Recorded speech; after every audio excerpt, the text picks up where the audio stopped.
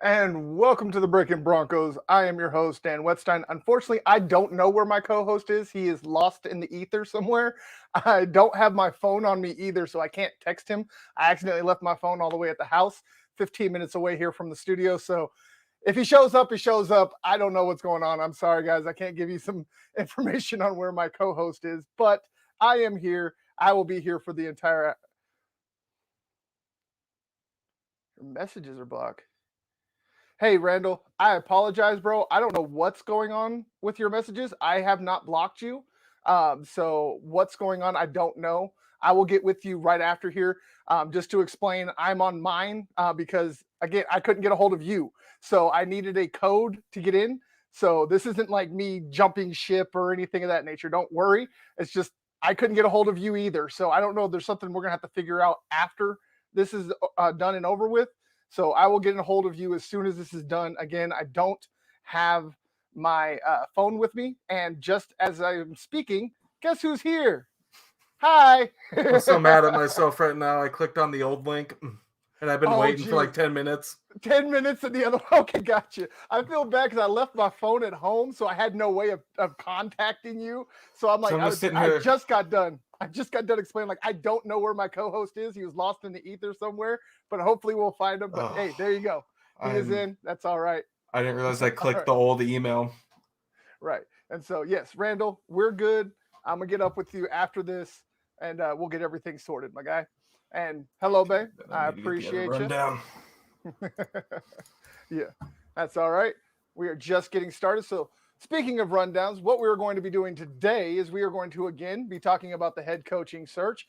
It is down to 3 finalists, according to Tom Pelissero and Andrew Mason. Both have confirmed that the 3 finalists are Quinn Hackett and O'Connell. We will give you our thoughts on that. We will also go over Jeff Legwold ranking top 10 rookies of 21 and who made it from the Broncos, where they're at, and how we believe whether or not they were too high, too low, etc., as we have done before.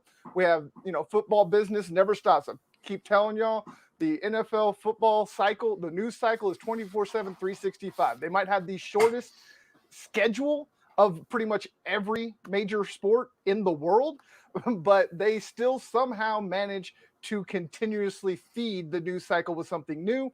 And this week, we have some new signings in Denver. We will tell you what that means, who they are, and who we believe is most intriguing. We will also be talking about the Broncos possibly on the brink of history, something really exciting we're going to get to at the later point. And also, we have talked about it before, but Brittany Bolin might be looking to buy the Broncos and keep it in the family. So we'll talk about that in further detail. So we got plenty to talk about with y'all. As we have told y'all, we are here to stay through the off season. There is no off season for us, I should say. we are always going to find something to talk about, and it will always be about your Denver Broncos. We don't need to go across the NFL. I was hoping you would throw in a bit of those games from last night this weekend because, oh my God, that was awesome. I'm going to ask you a question. Who's your favorite winner? The Bengals. From this weekend. Nobody cares because we only care about the losers here in Broncos country, because we have seen the Raiders, the Patriots, the Buccaneers, you name it. Everybody. The Patriots one was just sad. It was kind of sad, but it was so gratifying at the same time. Josh Allen scored on every drive except for the last one where they nailed it down, and it wasn't even him. It was Mitch Trubisky that went out there and nailed it down. And then he continued against the Kansas City Chiefs. and should have won that game. Now, Overtime rules since we are did bring it awful. up, yes, I need to talk about the overtime rules. I know you've seen mine. A couple other people, and I actually got a sane reply today. How crazy is that? I got somebody that agreed with me today. That was insane. But yes, I actually had somebody agree that the OT rules are fine the way they are. It is absolutely asinine to me that every time that these bettors lose their bet because somebody didn't get a touch in overtime, they want to change everything. Get over it, dude. You lost a bet. Move on. What's your thoughts? It's not the best. It's, I don't hate the rule, right? Since they changed it from a field goal can win it on the first drive in overtime, rules got better.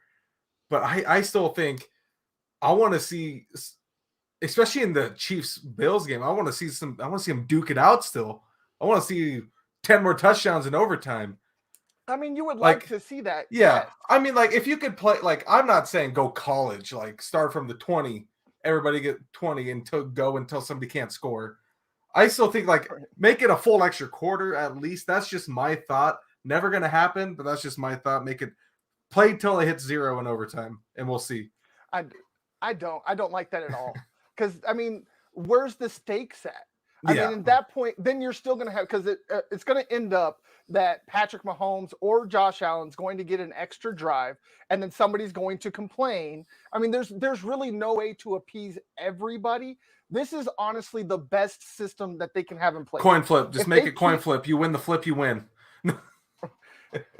I mean, no, that's not the case. Though. Yeah, that's what people want to make it out to be. Is that the Bills lost? No, I'm saying that's my solution. No. That's what overtime should be. No, I got you. But I'm saying that's what people try to make it out to be. Is that it's just one on a coin flip? No, the Buffalo Bills defense, one of the best defenses in the regular season. I don't care that it's Patrick Mahomes. If you're one of the best defenses in the league, you got to make one stop. And that's all that Josh Allen needed. If that defense could have just made one stop, whether in regulation or overtime, Josh Allen wins that game because the Kansas City Chiefs defense could not stop him. And this is, I mean, just like my guy Randall here said, that game was absolutely epic. It was. I expect the Cincy Chiefs game to be the same way because neither of these secondaries can stop a nosebleed. Cincy is my AFC pick, and I've told you before the playoffs they were my AFC pick since the Broncos got eliminated. I was a Bills guy. I love the Bills. I feel bad for Josh Allen. I was wrong. No. I do too. I mean, they should have won that game. Josh Allen did everything he could to win that game. 17 points. 17 points scored in the final minute and a half, I think it was. Yes, it was 17. No, I think it was more like 22 points or some crazy number like that. Either way, 17 points. In the final of regulation. Final 2 minutes of regulation. Yeah. And Patrick Mahomes alone threw for 177 yards after the 2-minute warning, guys. That's insane. I mean, 13 seconds and a timeout. And the man still somehow figures out a way to get it into field goal range, to take it into overtime, and then go down and win it. I mean, it was just absolutely insane. But again, this is Breakin Broncos. I don't want to go too far into these games. Bengals, we do have please. plenty of time. Yes, please, Bengals. I don't normally root for the Bengals, but this week I am rooting for Joe Burrow. Well, yeah, we love us from Joe Burrow. Yes, and I would also love to see Joe Burrow and Matt Stafford going at it in this. That would be an instant classic right there. And outside of maybe Joe Burrow getting destroyed by that Rams front seven, but it would still be entertaining because Joe Burrow, he's just that guy. He just takes hits. It reminds me of a Brett Favre. Like the guy that just takes hits and then slings it down the field. Yeah, and then just slings it. And then very next play, he'll sling it down the field while you punch him in the mouth at the same time. It's like he's throwing one of those arrow Nerf footballs, whatever, that have like the airspeed velocity. Right, yes, right. That whistle as you throw them. Yeah. I know those old commercials. I think wasn't it John Elway with those Nerf? Yeah, it was John Elway. He threw it all the way out of the stadium. Yes, that's what it is. But I wanted to say real quick before we get back over, if Joe Burrow beats the Chiefs, that man will have a statue before the end of next season. Oh yeah, I mean the Bengals don't even have to win the Super Bowl. If he just gets them to the Super Bowl, he's got it. He's got a statue. I mean, this is Went what was from talked about with Baker Mayfield Yeah. last year. Was that if he got them to the Super Bowl, he would get a statue. I think the same thing for Cincinnati. They've been just as maligned, if not even more maligned. I mean, Nick than Foles the got a Cleveland statue. Browns. Joey. I know, right? But I mean, he won it. That's a little Yeah. bit of a different. Still, and that's also a different thing. Philly, I mean, they also were maligned and all that, but they always had Now they want that statue long taken down list of since Peterson's gone. quarterbacks. Yeah, but they always had a long list of quarterbacks and success. They never won the big game, but they were always in the mix, especially like during the early to mid 2000s. Oh, until the Donovan now. McNabb era. Yeah, exactly. The That Donovan man was a McNabb era, beast. Randall Cunningham, Michael Vick. They've always had really good teams and exciting teams. The Bengals and the Browns, they've just sucked. Like the Eagles, they've sucked here and there. But as my guy Randall, I'm sure will tell you, they have sucked here and there. But for the most part, they're a pretty successful franchise. Mhm. The Bengals and the Browns, on the other hand, they were the Lions, and now The the Lions Browns have really taken are theirs. probably the most known franchise because they're probably one of the oldest.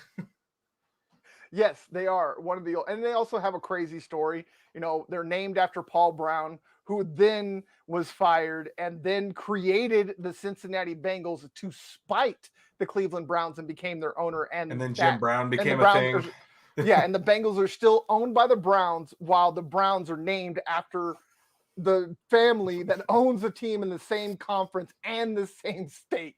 It's an insane story if y'all go back and look at that. But again, I want to get back to the Breakin Broncos because again, we have a whole lot to talk about. There is things happening in Dove Valley. The Broncos reportedly pared their list of 10 candidates down to 3.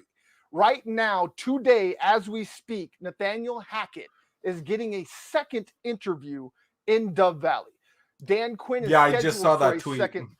Yep. Today. Dan Quinn is scheduled for a second interview later this week, and the Broncos have set up a second interview with Rams Kevin O'Connell on either Monday or Tuesday after the Rams play this weekend. So with that being said, it looks like things are moving, but we are going to have to wait a little bit longer because if the Broncos are going to wait for O'Connell on Monday, that means that they're not going to have a decision before probably Tuesday or Wednesday after they have that last second interview. And I like these 3 finalists. Those are the 3 that we really liked. Yes. I mean, outside of the fact that they never gave Brian Flores a interview. Out of the ones interviewed, those are the ones we liked because Flores was my main choice.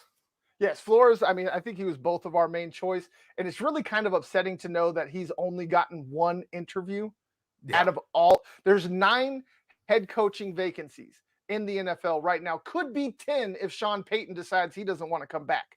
And Brian Flores has gotten 1 interview by the Giants. So that's then Quinn, apparently Quinn's the favorite there too. Yes, that's another thing. That's exactly where I was about to go. Quinn is also the favorite. And the thing is Quinn grew up as a Giants fan. He has been a Giants fan since he was a kid. So he probably has an affinity. If the Giants offer him a contract comparable to the Denver, I'm assuming that he's going to go to the Giants, which, I mean, fingers crossed. I would love to see Brian Flores get a job. Don't get me wrong. I hate the fact that he's only gotten 1 interview. But please, Giants, take him. That way the Broncos don't even have him as a choice. I just don't understand. We just got over trying a defensive coach to stop Mahomes 2 times in a row. 2 times in a row. Exactly. And it did not work. So why not go the offensive route and see if maybe you can just keep up on the scoreboard? Hackett and Gannon are the 2 best choices O'Connell. Out of the 10. Oh, O'Connell. Oh, Gannon's on the rundown. Hackett and O'Connell. I do apologize. I did say because last and night it says it was Gannon, and then today it was O'Connell. And I forgot. The funniest thing about this is it says it's listed down to 2 finalists, and you have 3 names. I know, because it was 2 final again. Yeah, when I wrote this rundown, I know, but just to explain to the people so they're not confused. I did write down 2 finalists, and I did write down Gannon last night because last night when I wrote this, the reports were that it was Gannon, not O'Connell. Yeah. So I was going to correct Dylan here before we got in, but we all know how that went before. It was a little bit crazy. I was in last week's lobby. Yeah, exactly. And then I didn't have my phone to call you, so it's kind of on me too. I'm And not Hackett and passing any O'Connell blame. are the better choices, I think. Even though I they do. haven't been with their teams that long since last season, but Mhm. I think imagine being under those two head coaches and two young, smart head coaches. But And remember, Nathaniel Hackett is the guy that took Blake Bortles to the AFC Championship game. yeah, Like, that means a lot. you can take that man to an AFC Championship. You can do whatever you want with it. Yeah. A better And, team.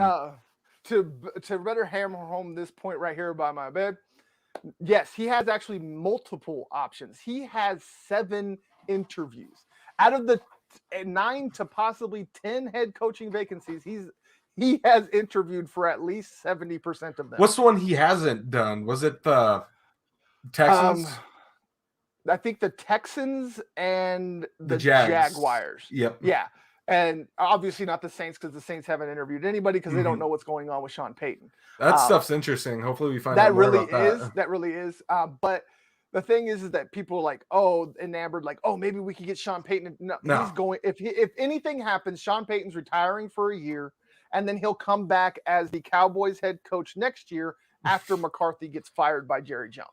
Or because he's got a good relationship with Jerry Jones. Oh yeah, that's where Sean Payton started his career. Jerry Jones hates the fact that Sean Payton got away from him. It's because he wanted him over Garrett. Yep. But Garrett was the only one that was willing to stay because Sean Payton again got the head coaching gig. Because who was he under? Remember Parcells? Correctly, that was when Wade Phillips, was it Parcells or Phillips? That was the head coach of the Cowboys. Parcells. It was Parcells. Yeah, I think it was Parcells. Yeah. And then with Wade Phillips Jones was his coordinator, was the defensive coordinator. Yep, exactly. There you go. That's how it was.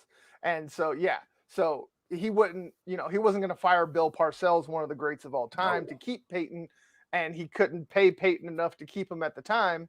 And that's honestly, that situation is why Jason Garrett was, retained at a higher rate, and then they fired the coach and they hired him. Sad. Yeah. And that's why everybody assumed he would do the same thing with Kellen Moore. But now with this Sean Payton news, that whole reporting has completely died. They're Get Mike McCarthy one more year.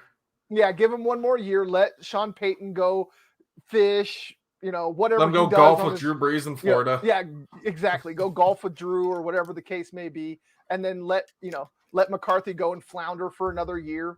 Have Sean Payton come in, and he has Dak Prescott, all those. I mean, could you imagine a Sean Payton offense with those weapons in Dallas? That's scary, y'all. And if he hires the right coordinator, defensive coordinator and offensive coordinator. And that's something Sean Payton has almost always done. Outside of a couple of years in when he first got in, where he had like some questionable defensive coordinators, he's always had a really good defensive coordinator to complement that offense that he has. So that's another thing that I guess Dallas Cowboys fans can look forward to. I'm, again, hoping back on the Broncos that the Broncos don't hire a Cowboys coordinator. The only coordinator I wanted out of Dallas was Kellen Moore, if possible. I do like his offense. I think he could do some really good things on that side of the ball. And I think he's fresh enough out of football. He understands that he needs a good defensive coordinator. And I think like a Moore, a Hackett, or O'Connell with a Wink Martindale would be a killer coach combo. Oh yeah. And what I'm sitting here thinking with my Hackett side is he could go and get oh God, what was his the QB coach? Oh, Luke Getsy. Getsy. He could go and get Getsy, be his OC, unless Getsy decides he wants to stay in Green Bay. There's a lot of possibilities with the Hackett and the O'Connell. O'Connell could poach some people too from the Rams if he really wanted to. Oh yeah, I'm sure he could. Especially like QB's coach. Now, the one thing I want to cool people on, because this is just absolutely stupid to me, that actual pro writers and insiders are making this whole thing, which is Dan Quinn and Mike McDaniels coming as a package. Can you explain to me why Kyle Shanahan would let his offensive coordinator go to be an offensive coordinator somewhere else? That won't especially happen. After the Scangarello debacle, where he let his QB's coach go who ended up just getting fired a year later on the stupidest premise that Pat Shurmur would be the best guy. And speaking of Pat Shurmur, this report came out and just absolutely blew I me haven't away. seen anything. Bro, he was running around the building saying it's not the plays, it's the players to the players. Oh man, does that? I don't care if you actually believe that as an offensive coordinator. Jaguars and Say Texans. it out loud. Yes. Yes, but you still don't say it. Right, you still don't say it. Yeah. You know, but he was literally going around this locker room telling the players it's not his fault, it's their fault. No accountability whatsoever. That just makes me irritated. That how did Fangio, the players' coach, allow his offensive coordinator to do that? Oh no, and no accountability. Because I still like Fangio. I still love me Fangio. Yeah, and because he was a great coach, he was good with not great, like great coach to the players. Yes, he was a great players coach, and he was a great defensive mind.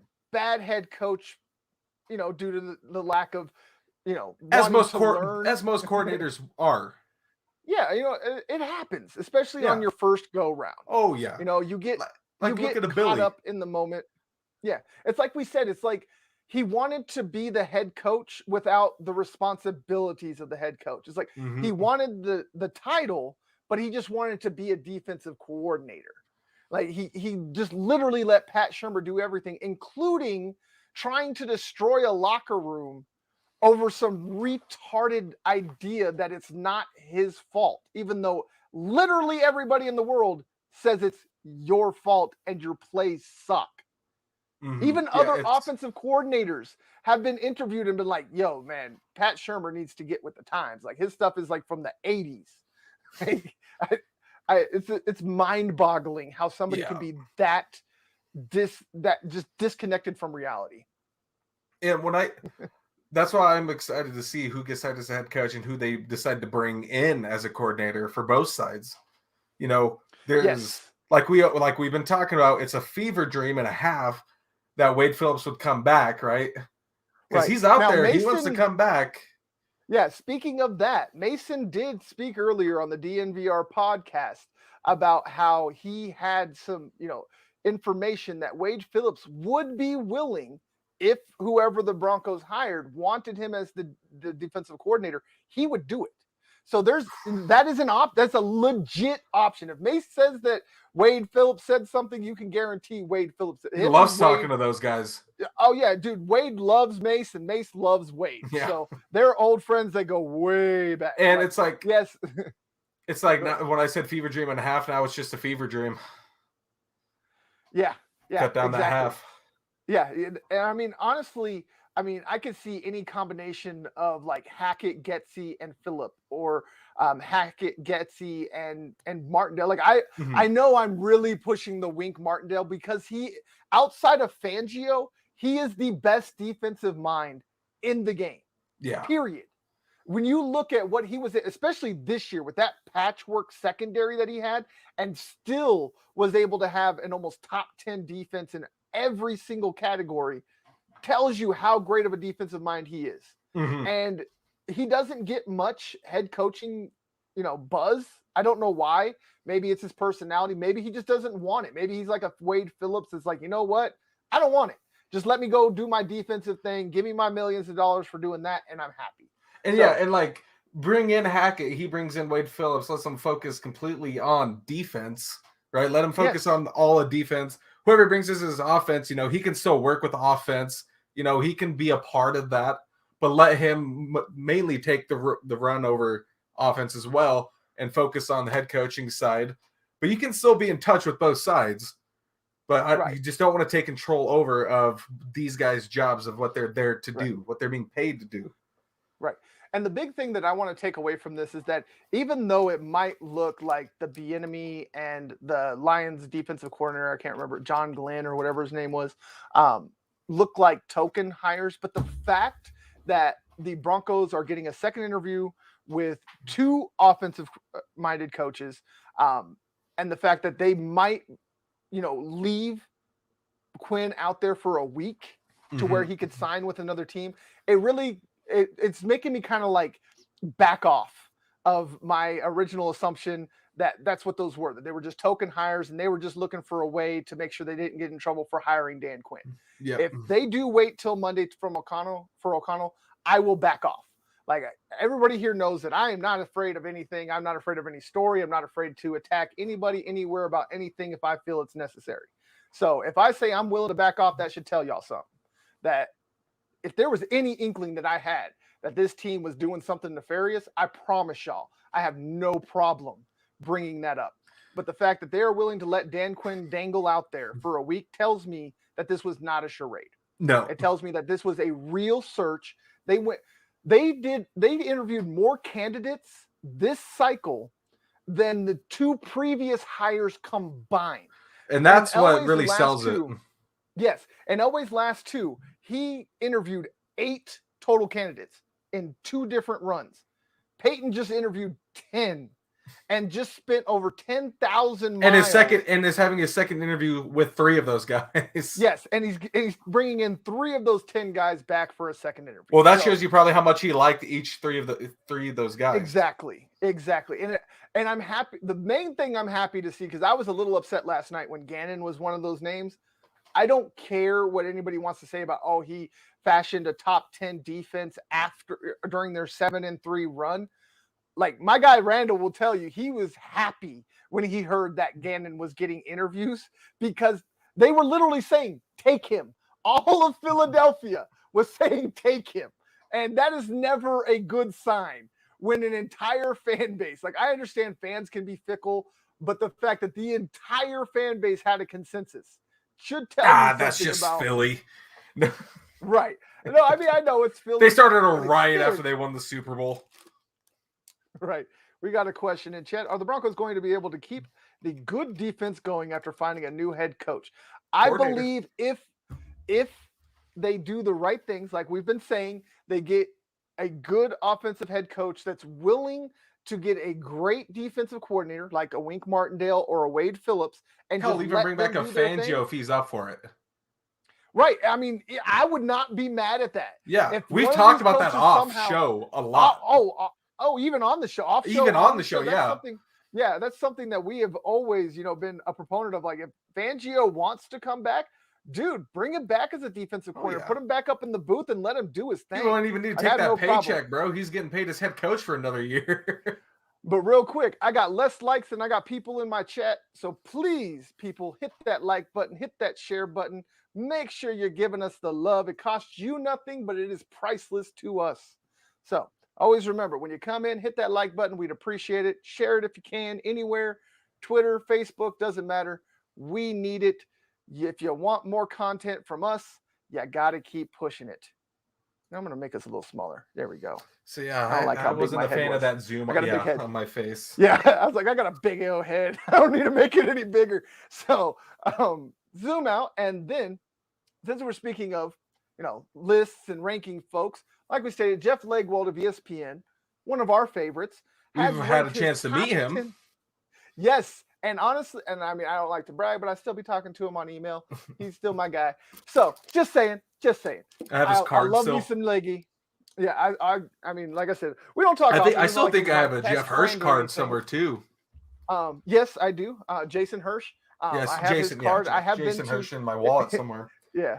I still have. It's still funny to me when I posted up the picture of me, Ricky, KJ. Oh, no, not KJ. It wasn't KJ, or was it Theo? Joe Schmo. Joe Schmo and Jason Hirsch, and like, because Joe and Ricky are almost the same height as we are, and Jason Hirsch is 6'8", just towering over it. Right, he's just towering, and then like, so my nephew, who's like 5'11", he's like, how'd they make you look so short? I'm like, because he's a giant and the other two are almost as tall as I am. I got to do a cool interview with them. Matt and I got to do a project where we had to go do a news type interview for. Nice. Oh my God, it wasn't for. Oh, it probably was Andy. I think it was Andy. No, it was probably Tim. For Tim, it was for Tim. Oh, okay. And we went and we reached out to him and went and did an interview with him, and then we did the interview in like 20 minutes, and we just sat around and just BS with him for like 2 hours at his that's facility. How, the first story I ever wrote for roxpile.com was toxicity of parents in youth athletes or athletics. We talked to him about that. So that I went and interviewed him for that article. I interviewed him and Andy for that article. And we did the interview in his podcast room at his workout facility. He's got. I haven't been to his new one. We were there at his temp. We were at the temp one while he was moving. Oh, okay, gotcha. Yeah, I was at the new one, where he's got a whole podcast room where he does podcasts now. We were just at the temp one where it had a few mounts, a couple batting cages.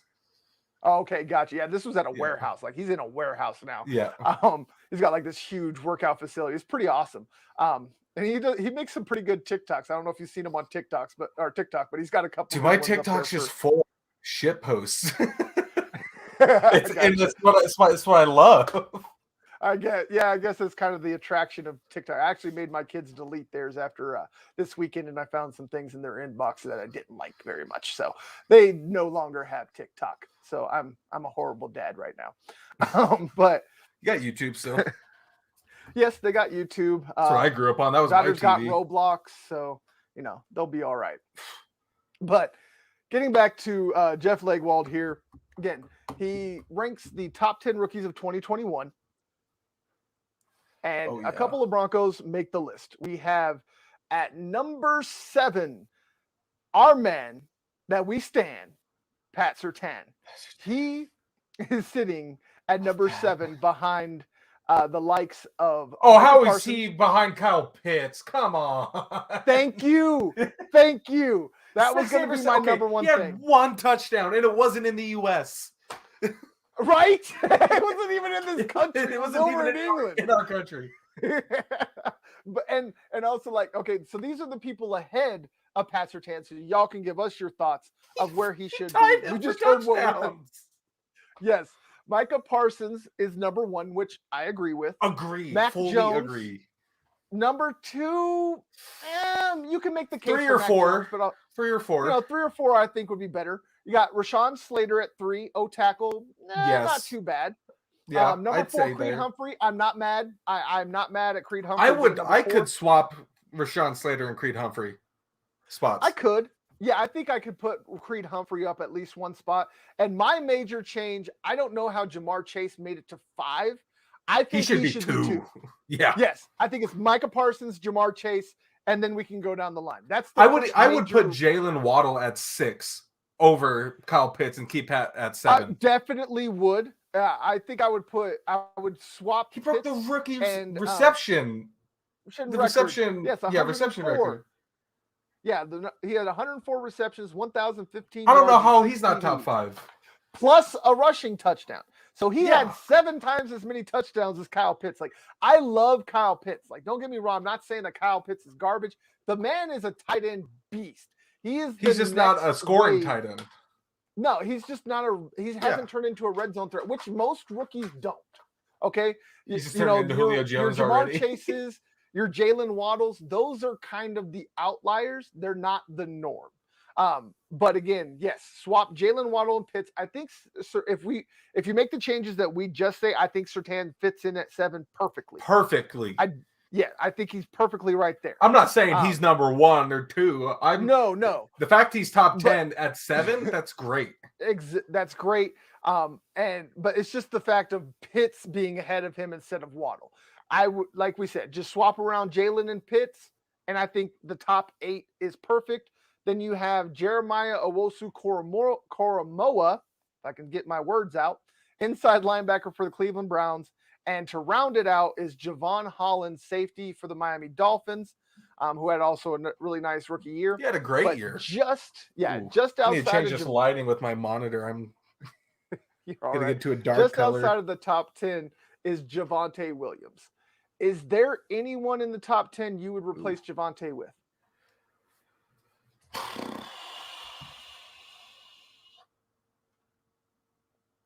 Either Javon Holland or I just forgot how to pronounce Jeremiah's last name.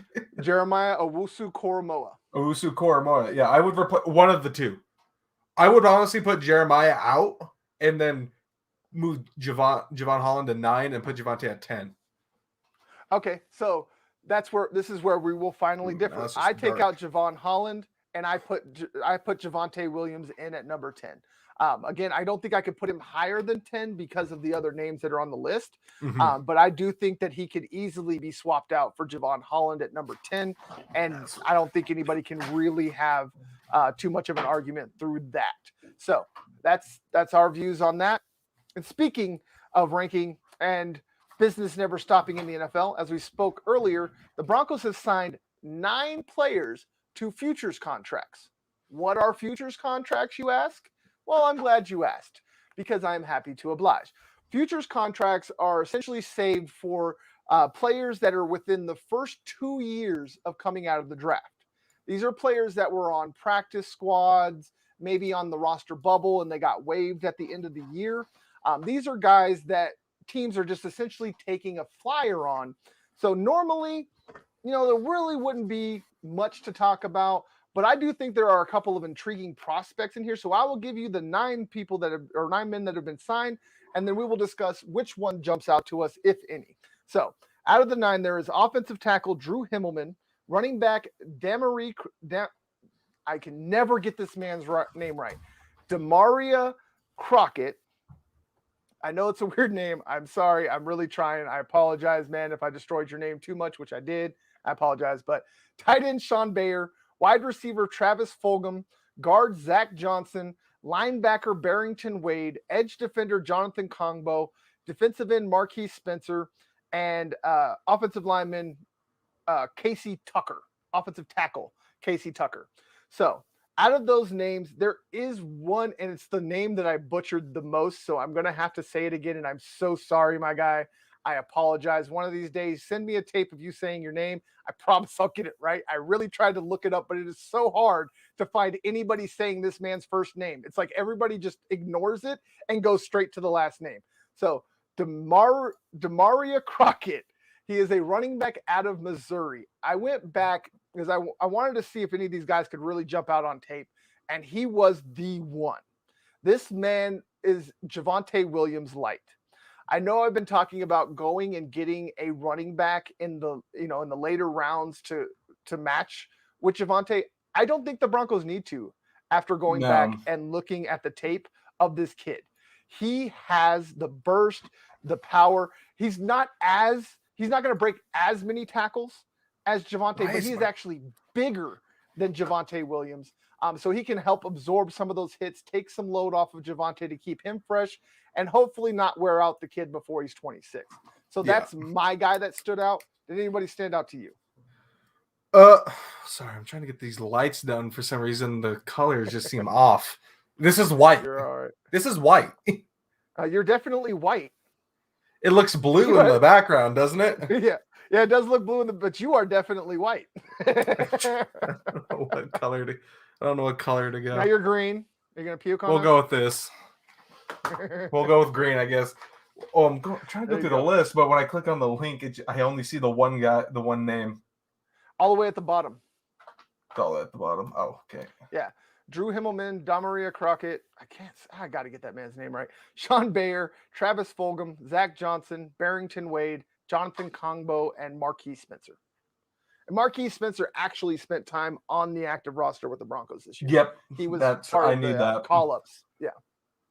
I still think Demaria Crockett too. Okay. So you agree with me? Yeah. I think the Broncos, between Williams, Boone, and Crockett, I think they have a running back crew that they can just run with. I mean, you obviously always want to, add an extra running back for, practice squad and stuff like that. That's fine.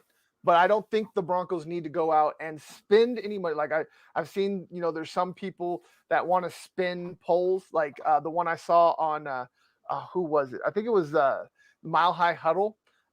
They had a poll out for their fans, and they completely screwed the numbers. Okay, their question was, do you want Melvin Gordon back? And the answers were yes, no, and yes, but at a much lower rate. Their headline was 75% of Broncos country wants Melvin back. That's a lie. I saw that. Okay, I saw that, but I didn't click on the article. I didn't click on the article, but I saw that. I'm like, seems like a load of bullshit to me. It really was. And let me explain why. Because in their results, 41% said yes, but at a much lower salary. And that's stuff we've said. Yes, exactly. And if they get him back for a cheap amount, I'm not opposed to it. No, I'm not either. But he's not going to take a discount. There's somebody else is going to give him a deal. Mm-hmm. So the crux of the position is they took the yes, but at a much lower rate, and the yeses and put them together. Like, that's how you use numbers. Like, these are the things that drive me nuts in this industry. It's the blatant burying of the lead. It's the blatant lying just to fit your narrative. Yeah. So Mile High Huddle, I'm going to call y'all out right now because, again, I ain't scared. Y'all are ridiculous. They also like to misspell a lot of things too. Oh my God, they're the worst. Please get an editor. Oh my God, get an editor. Or you spell check. Right? Use Grammarly, people. It's free. Oh my God. If you're using Google Docs, it's built into the docs. Like, right. And I'm saying, like, if you're using WordPress, because like I use WordPress, y'all can go to theanswers42media.net. If y'all want to try and call me out, go look at my articles. You ain't gonna find no misspelled words. Bro, I don't know what happened to my WordPress website. I'm probably a little nervous. You're all right. There's something about it that I forgot about, and I don't remember what's on there, or if I even did anything with it. Gotcha. Because by the time we got to that site, if you didn't touch it after CMS, then I'm sure yours is going to be, not to be rude, garbage. Oh yeah, they didn't. But it's like, and that's because mine was. I'm not saying it because like you're garbage. I'm saying it because what they teach. I love CMS. Y'all don't get me twisted, but y'all's class on WordPress is horrible. Yeah, it's like 2 hours, and they point out the basics. Like, by the time I got to that class, we started it, and that's when why did I forget his name? Teacher that always wore the what were the hats called? I always forget his name. Oh, Jock, yeah. Because by the time we got to like started to do that with our website, Jock quit. Understandably so. I completely understand why the man quit. Not quite happy for you. Right? Then they dropped that as a requirement. I know. It's like, because Yari didn't want to do it by herself. No, and Luis, I mean, he tried. I love you, Luis. Again, not saying that you didn't do your best. I'm just saying I love Jock. It needs to be worked on. I did too. Jock was cool. Jock was got cool. a Jamba and Juice no, it's every not day Jock, y'all. For y'all sports heads, it's not Jock. It's the French version, Jacques. JACQUE. Jacques. Jacques Lecure. Yeah. No. Yeah. It took about 2 minutes of French one time. Actually, you know what? I took 2 years of French. I passed them all with an A, but I still can't speak French at all. Dude, I took 1 year of Spanish and learned how to say the library is red and count to 10. Nice. Because our teacher was an idiot. Yeah, I took because it was required. Yeah. Same here. You had to do, I think it was like 2 credits worth of foreign languages. And everybody in my grade took it in 8th grade when they went, and I waited until my junior year to do it. Nice. I actually had a foreign language every single year. Because I went through a year of Spanish, and then I went through actually 3 years. I went through French 1, 2, and 3. But I can't. Je t'aime. It was so funny, dude. I can't speak any. I wanted to get a quick story. Go ahead. It was Christmas break, finals, right? At the end of the first semester for Christmas break, you had to write a letter to Santa Claus in Spanish. And at this point, we all have Chromebooks, so everybody has their own little Chromebook. Right. Everybody did it in Translate. Hello, real quick. Hello to Twitch. I'm not sure who's watching on Twitch, but I appreciate that might be me. That might be okay. That's cool. I'll take it. Oh, I don't have it on. It's not. Okay, well, there you go. Hey, whoever it is, appreciate you. But again, I see more people than I see likes. So if y'all could please hit that little like button, I'd appreciate you.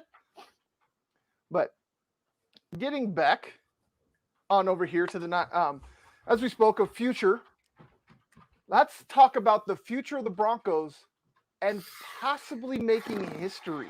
This actually was probably the best feel-good story of the weekend for me. I'm really excited about this because all y'all know how I feel about social justice issues and things of that Not nature. again, damn it. But this actually is not social. It's not technically social justice, but it could lend its way towards diversity in the NFL. But local Denver billionaire and richest $1 black billion. man in history, Robert Smith, is interested in buying the Broncos. Yes, This would be I read that the- story. Yes, this would be the first and only black owner in NFL history. The Broncos Surprising. already made some history when they hired Vance Joseph as their first black head coach. The Broncos had the first ever black quarterback. And isn't he in the Ring of Fame as well? Yes. God, why can't I remember his name? Yeah, first black quarterback, but the coaches wanted him to be a running back, and he said Yes. no, won the starting job in training camp, and had the winning season. Had the first winning season in Broncos history. So there is plenty of history to go back on with the Broncos breaking barriers. We're diverse. Yes, we are diverse. It's another reason why I've loved That should do it. my team so much. So with that being said, Robert F. Smith, as we have stated about a couple of other billionaires, There we go. he is worth $6.7 billion. The Broncos will probably sell somewhere in the neighborhood of $4 billion. He'll have to take a loan. Yeah. Well, actually, the thing I love about this is that this is probably the silent partner for either Elway's or Manning's. Oh, yeah, that's group. right. And he'd be the face. Yes, Manning or Elway. This is just speculation. Just to be clear, I have no sources. I have no information that this is the thing. I didn't think about that. It would make sense because, again, billionaires are not going to give up over 50% of their net worth to buy a team. They'll put majority in. Exactly. You get a billionaire that's able to put up the majority. Then he goes out and gets a bunch of buddies to go ahead and throw in a couple $100 million or whatever that they can throw wine in, and dine maybe them. $1 billion. Well, exactly. Wine and dine them. Be like, hey, look, you'll get some voting rights, whatever the case may be. Puts the group together and they buy the check. Team. Yes. And so that is what makes me excited. If we got a ownership group with the first black owner in Robert F. Smith and a Peyton Manning, I mean, how much better could you get when it comes to ownership? So, yep, I knew it. I said this before I got on here. What did I tell you, Bay? I knew Nika would love that. Yes, it would definitely be awesome for the Broncos. So, yes, I am going. Would be amazing. Actually, just to give you all, since this is actually a perfect time to go ahead and put this out there, we are going to have an insider here shortly at The Answer is 42. We are going to have a person that has actual people inside the building that are going to be giving us insider information. I'm not going to tell you who because we don't have everything finalized yet, but my guy knows who it is.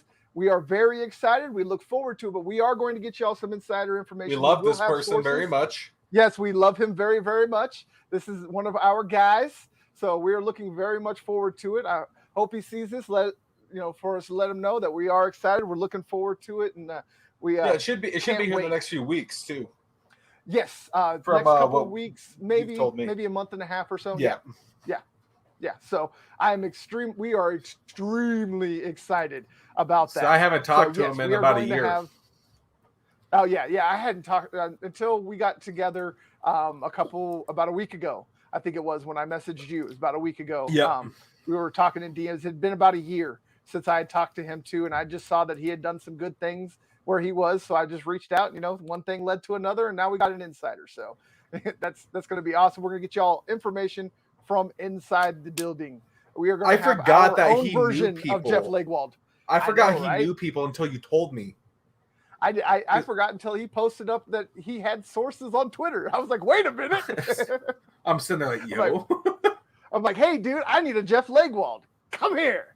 And he's like, down. Yes, I will be following up on those sources. So, if y'all ever hear me say sources, no, they're not my sources. They are somebody else's sources, but they Our are boys' vetted. sources. They are legit. They are our boys' sources. I trust him with everything, so I know if he brings me something, it's going to be legit. So No, if he I was say the hardest if I worker say when we sources, worked with him. oh God, yes, yeah. I mean, I have nothing but glowing things to say, and I can't say how excited I am to have him on board. He's one of the people that outside of Dylan, this is my other guy right here. Like when it comes Because you to started with him, somebody I didn't you? wanted to work with. Yeah. Oh yeah, we were in the same cohort. Yeah. Yeah, we graduated together and everything. So I started a few months after you. Yep. Yep. I think it was like a month or maybe two. I don't even think it was. And it was two. about a I month think you were like to two. Yeah, I think it was like the month afterwards. So we were right neck and neck together. But yeah, me and this guy, we came in together, we went out together. So yeah, it's epic, and I'm excited for it. So yes, I will be checking sources. I will keep y'all up to date. Anything that I know, I promise y'all. Check out. Y'all got my Twitter right here. You got Dylan's Twitter right there. Any of our other social media, everything's in the description. Every single social media that we have, every single place that we will post anything, right down in the description. Just look on down. Yes, You can the like my Answers retweets. 42 has a circle, baby. I told y'all to quit playing with me. That my reach ain't my damn follower count. So I keep trying to tell y'all, but people want to keep trying to balk at me, but I'll be telling y'all that we coming. So yes. Yeah, but the Robert Smith stuff is interesting because obviously a local would be amazing to have as an owner, right? Right. Instead of bringing somebody who's never lived in Denver before, or a group, right? A group, but like most of these groups are close to this team, right? And he'd be the principal owner. Like nothing would happen without his say. He might not be the face of the group if he has like a Manning or an Elway in there, but he will still have final say and he'll still be the majority owner. Yep.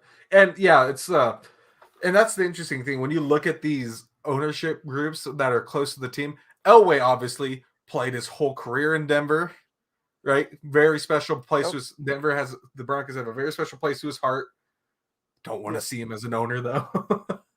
The Peyton one's so funny to me. To either. Yeah, especially after the things that he pulled as a president of operations and like the political stuff he pulled. I don't want him as a no. I love him. When I'm looking at the Peyton stuff, it's so funny though because Colts fans still get so pissed when he does stuff with Broncos, like the media stuff. Yep. He has a statue in Indy, not in Denver, but he still loves Denver, lives in Denver, does stuff with the Broncos. He's got a bust though. He doesn't have a statue here. He has a Hall of Fame. He has a Ring of Fame bust. So, but it's like a partial statue. And he has his name in the rafters there with his retired number, shared retired number, by the way. Right, Frank Tripucka. Yep. And when I'm looking, Marlon Briscoe. Sorry, it just hit me. That's the first black quarterback, Marlon Briscoe. It just hit me. Sorry, that's what happens when you have a brain like mine. And when you look at the Peyton stuff, it's just so funny that, and it's amazing that he considers the Broncos his team over the Colts after the dirty stuff they pulled on him. I wouldn't. It wasn't dirty, but yeah, it wasn't dirty, and I wouldn't say that he I think he has like an affinity because he's won a Super Bowl in both. Yeah, in both places. It's like the dad with two families, kind of like the Pat Bowlen situation. You know, got two marriages, two families. It's like the dad in the 40s where he has a family that lives 2 miles away, but you'll never find out because there was no phone, social media. There you go. There's a good analogy. But yes, when speaking of Robert Smith, if you want an owner that you will guarantee is not going to move the Broncos anywhere, that is going to put all of his, because he's a lifelong Broncos fan. He's a lifelong Colorado native. He grew up in this area. So he knows what the Broncos mean to this city, to this state, and all of that. So, and also, if you are the camp that does not want a Jeff Bezos to really have a chance, this is the one guy that could actually wrestle the team from Bezos, not by sheer money, but because of optics, politics, and technicalities. Number one, what is the biggest thing going around right now about the NFL? That it's racist and they don't want to hire black people into places of power, right? Yep. Well, what's more powerful than an ownership? So Nothing. if the You have NFL say in everything in the league. exactly, the NFL wants to quiet this talk, they go off, they give the Denver native, that's the richest black man in history, to be the first owner of an NFL franchise. And it's if you don't want to, How if does you that want an not kill it? owner, it's perfect, right? But if you want an Right. owner that doesn't want to move the team, there are 4 potential owners, right? 2 groups Right. and 2 people. Robert F. Smith, obviously, Brittany Bolin are the 2 like main people, but then you have the 2 groups that would be an Elway and a Manning.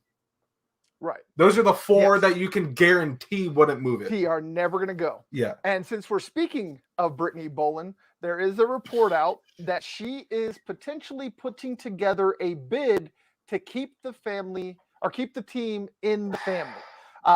If you are a proponent of the Robert F. Smith, this is the one person that you have to worry about, which honestly I wouldn't worry about. Yes, would I love to see Robert F. Smith, buy the team? Yeah, I think that would be absolutely epic. Oh yeah. And would help spur conversations that people are unwilling to have. I think that he would make it more, I don't want to say okay, or just a more open dialogue, I believe, would be had on a lot of issues that people try to run away from if he becomes owner. Mm-hmm. But at some point with the Brittany Bolin stuff, you got to let it go, right? At this Right. point, I'm over the Bolins.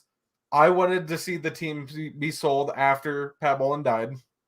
Right. That's what I wanted the team to be sold, because the trust did its job while he was away with his Alzheimer's. Obviously, they did a great job for them. But the fact that they stretched it out this long from 2014 all the way to 2022, they stretched it out 8 years is too long. Right. And to think about the fact that Brittany is 32. A lot of people haven't talked about that. Could you imagine? She'd be the youngest owner, I believe. Oh, ever, period. Yeah. Like by far, by like probably almost 3 decades, she would be the youngest owner. And like even Pat Bolin said he wanted his kids, whoever took it over, to be at least 40. And there's 2 things that she didn't do. One is she never really got into a front office position and got the experience that Pat Bolin wanted. And again, no fault of her own. She can't help when she was born. She's not 40 yet, which were 2 stipulations that Pat Bolin about 8 years apart for one of his kids. Yeah, just 8 years short. So I mean, would it be cool to see the Broncos stay, in the Bolin family, as long as the rejects are gone? Johnny Bolin, as long as because he would be one of them that's bought out. The problem, the thing with this is does she have enough money? I don't know what her net worth is. I don't know. She probably have to put together a group as well, if anything. Right. Well, the thing with her is that it would cost her a whole lot less. Yeah. Because she already owns 22% of the team. Mm-hmm. Or I'm sorry, 11% 11% of the team per kid. So she owns 11%. So together, her and her 3 siblings own essentially 44% of the team.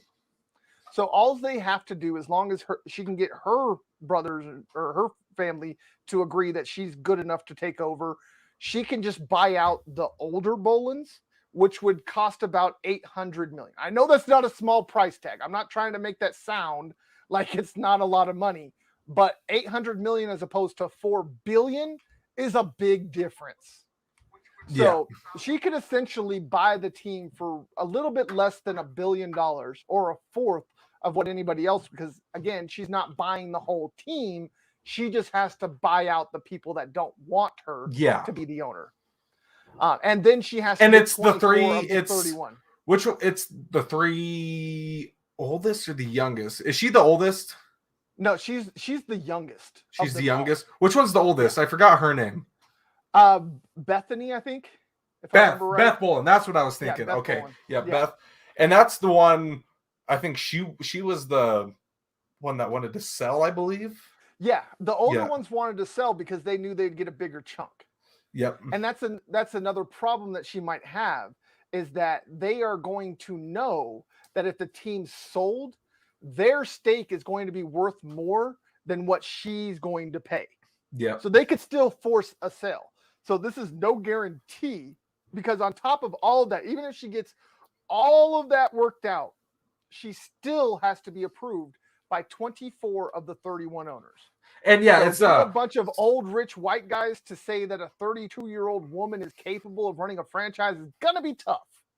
I can't even think of an owner that would. I honestly, outside of maybe like a Shad Khan, honestly, I think that's about the only one that comes off the top That's of the my only head. one. Oh no, Jerry... the dude from the Ravens, forget his name. It's that weird Italian. Bisaccia Oh or yeah, whatever. yeah, he probably would. Yeah, they seem pretty progressive. We know the Jerry Steelers, the Roonies. Jerry Kraft won't. No. Kraft will probably ask for a massage. Yeah, right. Yeah, he's like with a happy ending, and then we'll talk about it. Like what? And that will happen. Mark Davis probably not. Yeah, I know. I saw that on my phone. I saw the notification pop up. Nice. Robert Mark Davis probably wouldn't.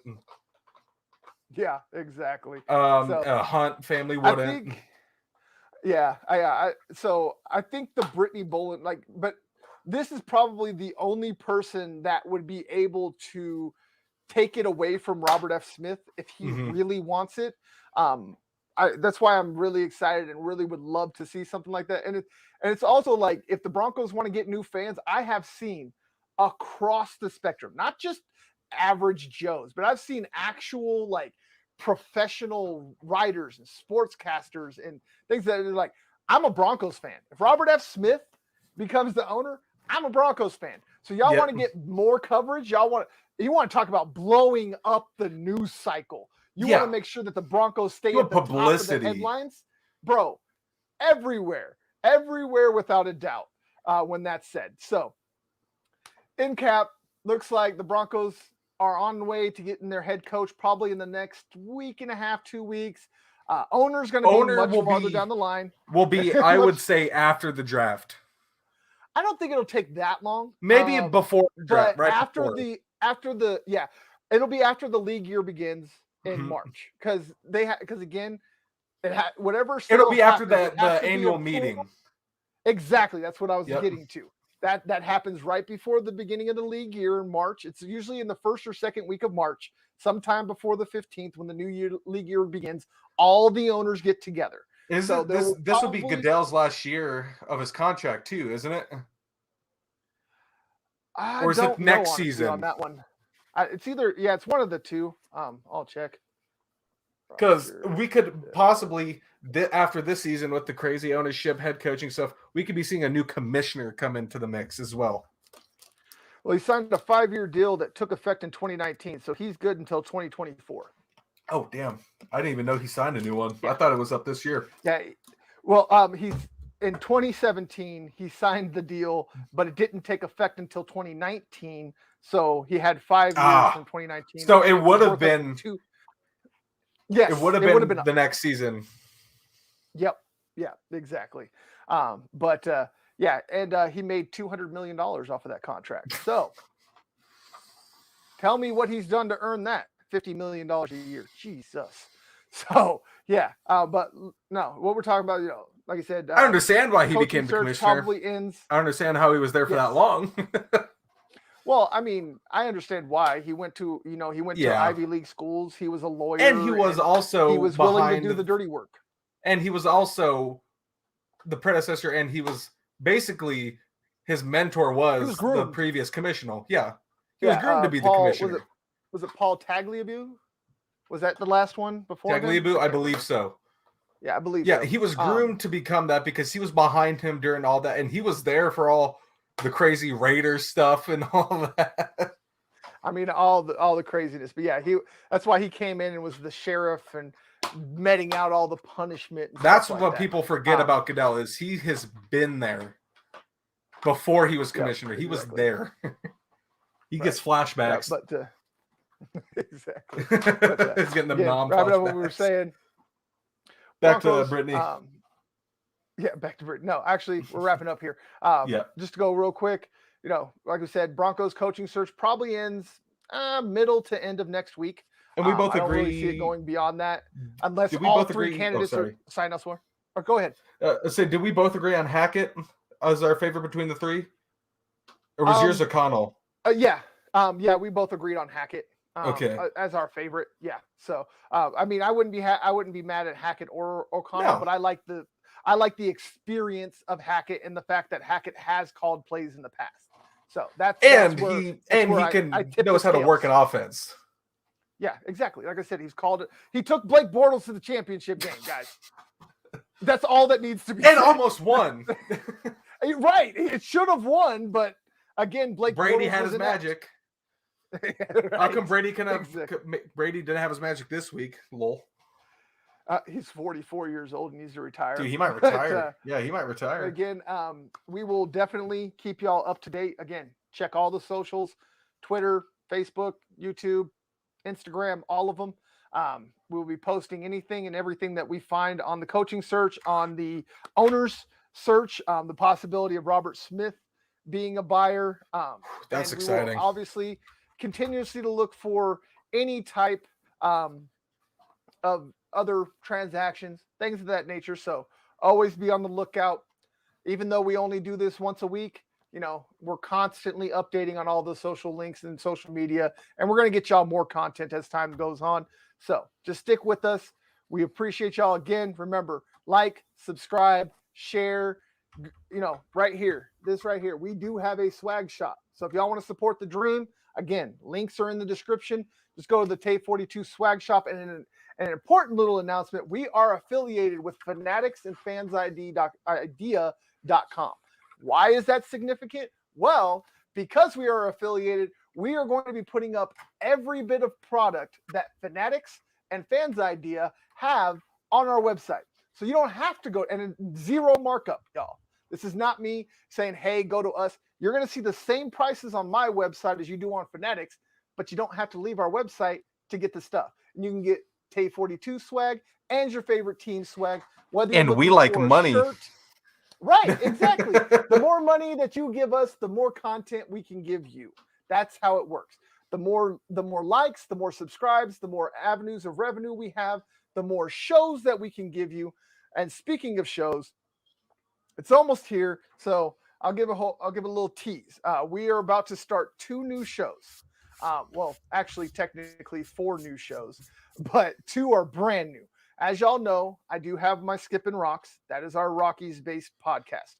That is going to be coming back soon. I'm going to be talking about the lockout, the timeline, what could happen, things of that nature. Yeah, if you have me on that, I'll just maul at the Rockies the entire time. I'll just get mad. I'm sure you will. I get mad a lot at the Rockies too. But we are also, I'm just about done with all of the branding for these other 2, so I will go ahead and announce them. I have Sasquatch Says. I know that sounds a little funny, but for you Avalanche fans, you will understand why I use that name. For those of you that don't know, if you look on the Avalanche jerseys, there's actually a Bigfoot footprint on there. So it's because we have the home of the only Bigfoot. I'm just saying. Hey, don't want to brag or anything. No. Don't want to brag about it or anything, but he's out in the woods. He lives out back, Sasquatch Says. That is obviously Avalanche-based podcast. We're going to be talking about just Avalanche, and they have been playing absolutely amazing. They have, for those of you that don't know, they have won 15 straight games at home, y'all, and they have another chance for it tonight. So we're going to get that up and running again very soon. As soon as I get the branding, should be done by the end of this week with my graphic designer. And then also something I am extremely, extremely excited about, and I've been holding this out. I've told you all about a month ago that I had a huge announcement coming, and this is where it is. I'm starting also another one for the Nuggets. It is called Nug Life. I know you can get the obvious parallels there, but the reason I'm so excited is that we are going to have Josh Dover of 92.5 Altitude Sports as our basketball insider for Nug Life. I haven't got exact details of whether or not he's going to be just on the podcast answering questions, or we're going to do Dover's Dimes. But either way, the reason I'm bringing this out is because I need questions for Dover.